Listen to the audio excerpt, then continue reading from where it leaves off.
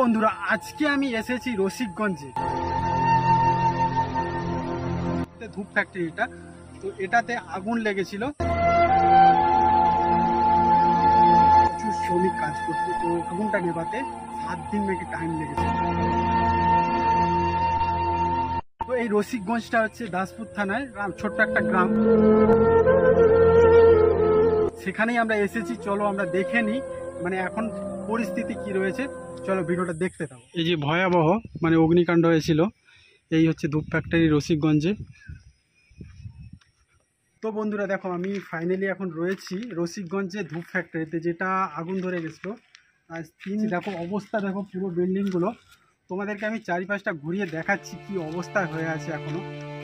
এখানে এই যে গাড়িগুলো অবস্থাটা দেখো কীরকম, শুধু লোহাগুলো রয়েছে, বাকি গাড়িতে কিচ্ছু নাই টোটালি, মানে পুরো সব জ্বলে শেষ হয়ে গেছে, শুধু লোহাগুলো রয়েছে আর কিচ্ছু নাই, গাড়িগুলো নেই। আর এদিকে টাওয়ারটা দেখো, এই তাল গাছটা দেখো, দিকটা পুরো কালো হয়ে গেছে একদম তাপে।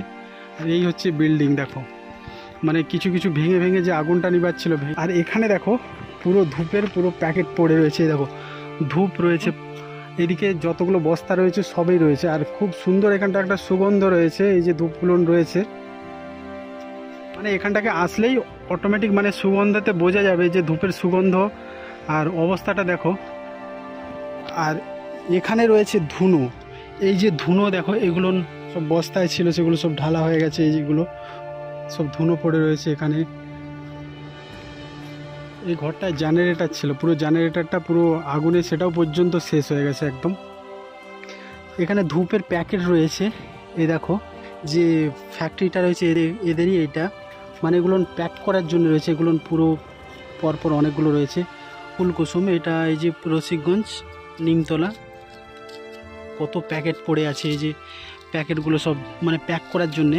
এই দেখো সব ভালো ভালো প্যাকেট রয়েছে, এগুলো সব প্যাক করে মানে বিক্রি করার জন্য। এই যে বিল্ডিংটার অবস্থা দেখো, এই দিকটা মানে বিল্ডিংটা অনেকটা বড়, ভেতরটা দেখি গিয়ে কি অবস্থায় আছে এখন।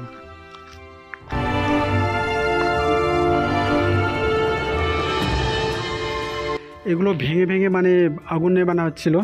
এখানে নানা রকম সবজি লিকুইডের যে টিনগুলো সেগুলো রয়েছে, বাকি এদিকে পুরো ভাঙা চোড়া।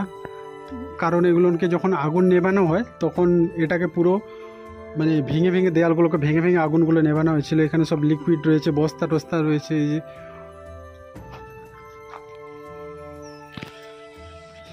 এইদিকের মানে কিছু কিছু মাল রয়েছে, বস্তা রয়েছে খোলা। এদিকে পুরো এই টেক্সচারগুলো পুরো নষ্ট হয়ে গেছে একদম পুড়ে। আর এই যে লোহার সব যে খাঁচাগুলো রয়েছে সব এদেরই কাজের। দেখো পুরো ধূপের এখানটায় পুরো কাঠি রয়েছে ভর্তি, একদম পুরো ঢালা রয়েছে এখানটায়। দেখো কি অবস্থা হয়ে আছে, দেখো এই যে ধূপের খাঁচি এগুলো সব ভালো ভালো রয়েছে।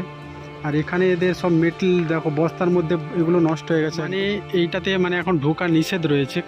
তো যাই হোক, অবস্থা এখন মানে এখন কোনো কিছুই হয়নি। যত কারিগর ছিল তারা এখন ওই দিকের একটা ফ্যাক্টরিতে রয়েছে, কিছু কিছু কারিগর নাকি ছেড়ে দিয়েছে যেটা শুনলাম।